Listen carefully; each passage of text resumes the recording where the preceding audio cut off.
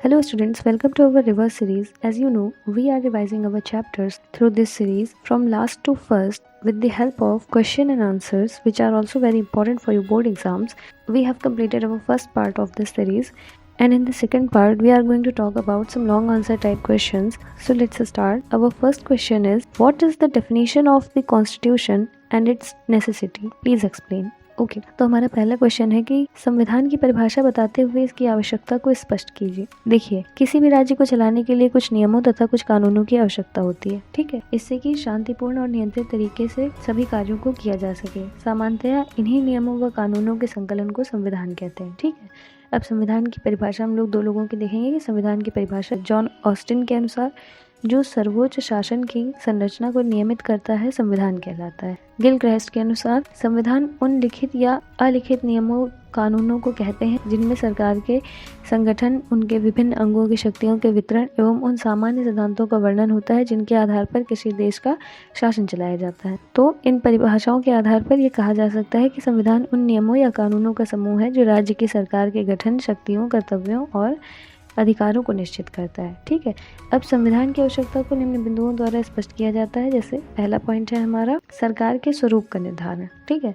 सरकार के स्वरूप को निर्धारित करने के लिए संविधान की आवश्यकता होती है। सरकार के अंगों जैसे कि व्यवस्थापिका, कार्यपालिका और न्यायपालिका का निर्माण किस प्रकार किया जाएगा, इन अंगों के पास कौन कौन से अधिकार होंगे, ऐसे इंपॉर्टेंट क्वेश्चंस का हल संविधान में विस्तार पूर्वक दिया जाता है, ठीक है। सेकेंड पॉइंट है हमारा सीमाओं का उल्लेख। शासन के विभिन्न अंगों का उल्लेख करने के साथ साथ इनकी शक्तियों की सीमाओं का भी उल्लेख किया जाता है। ये आवश्यक होता है। यह कार्य संविधान के द्वारा किया जाता है। यदि संविधान ही नहीं होगा तो शासन के विभिन्न अंग निरंकुश बन जाएंगे और लोगों के जीवन को दूभर कर देंगे, ठीक है। और अधिकार व कर्तव्यों का उल्लेख, ये हमारा तीसरा पॉइंट है। संविधान द्वारा नागरिकों के अधिकारों और कर्तव्यों का उल्लेख करके व्यक्ति, राज्य और समाज के बीच में संबंधों को निर्धारित किया जाता है। इससे लोकतंत्र को मजबूती मिलती है और जनता शासन में भागीदार हो जाती है तथा समाज में विभिन्न क्षेत्रों में विकास संभव हो पाता है, ठीक है। Now our second question is, what were the language related disputes in India? How did the Constituent Assembly resolve them? Okay, Bharat में भाषा संबंधी कौन कौन से विवाद पाए जाते थे, संविधान सभा द्वारा इसका किस प्रकार समाधान किया गया, ठीक है। देखिए, भारत एक ऐसा देश है जहाँ विभिन्न धर्म, जाति से संबंधित विभिन्न भाषाओं को बोलने वाले लोग रहते हैं। इसलिए जब राष्ट्रीय भाषा को चुनने का सवाल आया तो इस मुद्दे पर संविधान सभा में बहुत ज़्यादा तनाव पैदा हो गया और विभिन्न क्षेत्रों के लोग अपनी अपनी भाषाओं को मान्यता दिलाने के लिए उतावले होने लगे। हालांकि यह बात पहले ही तय हो चुकी थी कि हिंदुस्तानी को राष्ट्रीय भाषा का दर्जा दिया जाएगा। स्वयं राष्ट्रपिता महात्मा गांधी ने भी यह माना था कि राष्ट्रीय भाषा ऐसी होनी चाहिए जिससे देश के अधिकांश लोग आसानी से बोल और समझ सकें। इस समय हिंदी और उर्दू के मेल से बनी हिंदुस्तानी ही ऐसी भाषा थी जिसे भारत के बहुत बड़े हिस्से में बोला जाता था। गांधी जी के अनुसार यही भाषा देश के समुदायों के बीच में विचार विमर्श का माध्यम बन सकती थी। जब हिंदी को राष्ट्रीय भाषा बनाने का सुझाव दिया गया तो इस बात पर संविधान सभा में विवाद शुरू हो गया कि गैर हिंदी भाषी क्षेत्रों के लोगों को यह लगने लगा था कि उन पर हिंदी भाषा थोपी जा रही है और उन्होंने हिंदी को राष्ट्रीय भाषा बनाए जाने का विरोध शुरू कर दिया था।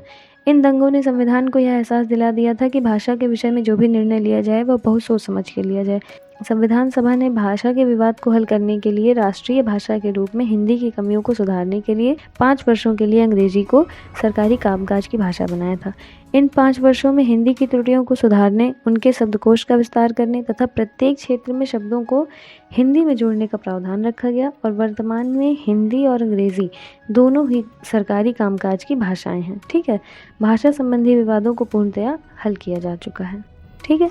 अब हमारा तीसरा क्वेश्चन है कि explain the importance of fundamental rights and on what basis they were included in the constitution, ठीक है। तो मौलिक अधिकारों के महत्व को स्पष्ट करते हुए बताइए कि किन आधारों पर मौलिक अधिकार को संविधान में शामिल किया गया है।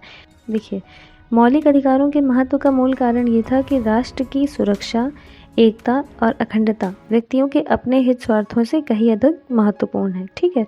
अतः आवश्यकता पड़ने पर आपातकाल में मौलिक अधिकारों पर रोक लगाना कई परिस्थितियों में आवश्यक हो जाता है। मौलिक अधिकारों के दुरुपयोग को रोकने के लिए नागरिकों में जागरूकता लाना आवश्यक है, ठीक है।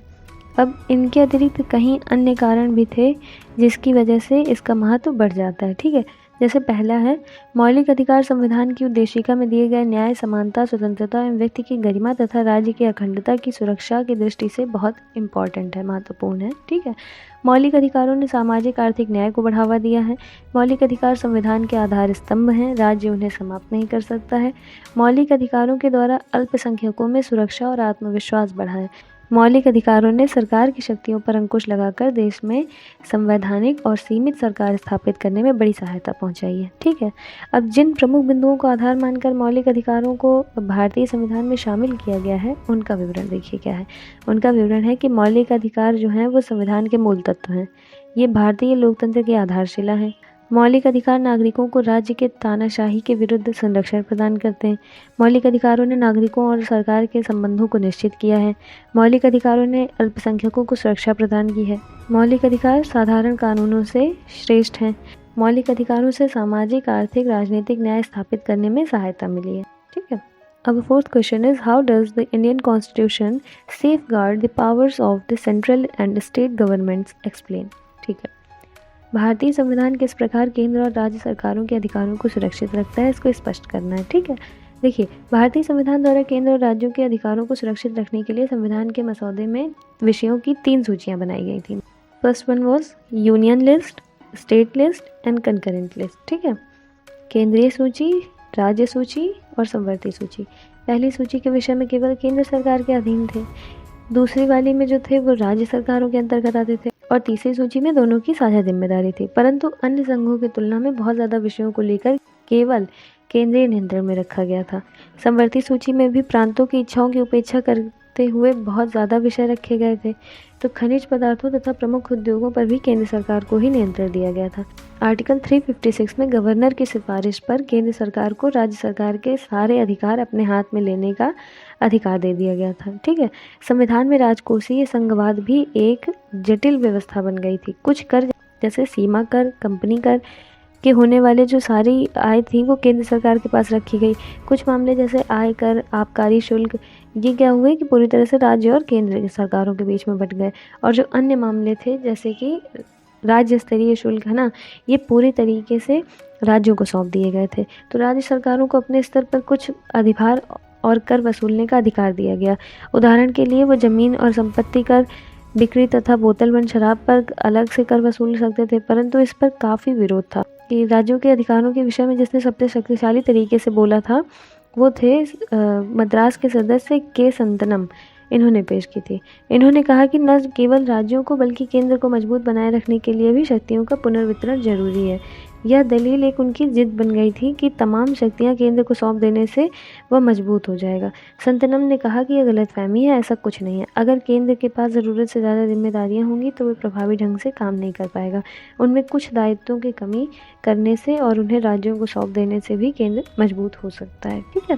तो हमारा फिफ्थ क्वेश्चन है, because of the partition of India nationalist leaders became even more agitated over the proposal for separate electorates, examine this statement.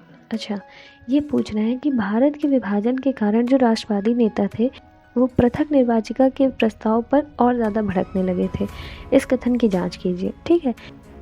देखिए, जो कथन कहा गया ये पूरी तरीके से सही है, क्योंकि राष्ट्रवादियों को विभाजन के समय में निरंतर गृहयुद्ध, दंगा और हिंसा की आशंका दिखाई देती थी। 27 अगस्त 1947 को जो मद्रास के बी पोकर बहादुर हैं, इन्होंने पृथक निर्वाचिका बनाए रखने के पक्ष में एक प्रभावशाली भाषण दिया था। ठीक है। इनके इस बयान से ज़्यादातर जो राष्ट्रवादी थे वो भड़क गए थे। इसके बाद जो गर्मा गर्म बहस चली, इसमें इस मांग के खिलाफ तरह तरह के तर्क दिए गए। ज़्यादातर राष्ट्रवादियों को लग रहा था कि पृथक निर्वाचक की व्यवस्था लोगों को बांटने के लिए अंग्रेजों की चाल थी।